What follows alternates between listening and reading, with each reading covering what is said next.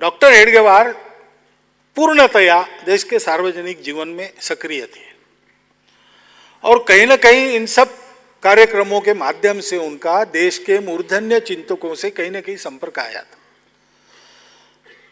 वो क्रांतिकारकों का भी काम उन्होंने किया, उस समय स्वतंत्रता आंदोलनों में भी सहभागी हुए, समाज सुधार के कार्य भी उनके हाथ से वो करते थे। उन्होंने देश की जागृति के लिए सभाएं ली, मंदिर कथा प्रवचनों में एक ही उनका था, देश को जागृत करना।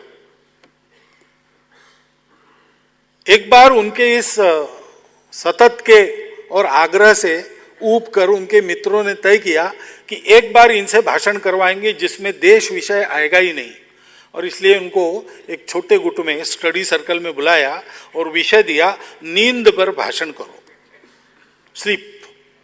अब क्या देश की बात करेंगे? तो डॉक्टर हेडगेवार ने वहां भाषण किया कि नींद, आप सब डॉक्टर लोग हैं इसलिए आप जानते हो नींद बड़ा महत्व का विषय है, उसके बिना स्वास्थ्य ठीक नहीं रहता, अच्छी नींद आनी चाहिए, क्योंकि आज देश को स्वस्थ तरुणों की आवश्यकता है। फिर देश की परिस्थिति, तरुणों का कर्तव्य, इस पर बोले।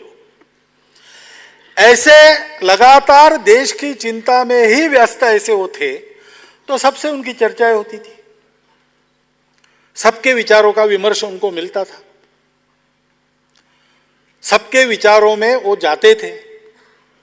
गांधी जी जब येरवड़ा में पकड़े गए, 28 मार्च शायद वो दिनांक था, तो नागपुर के कांग्रेस कमेटी ने तय किया कि प्रति मास 28 तारीख को गांधी जी का स्मरण करेंगे, उनके विचारों का स्मरण करेंगे।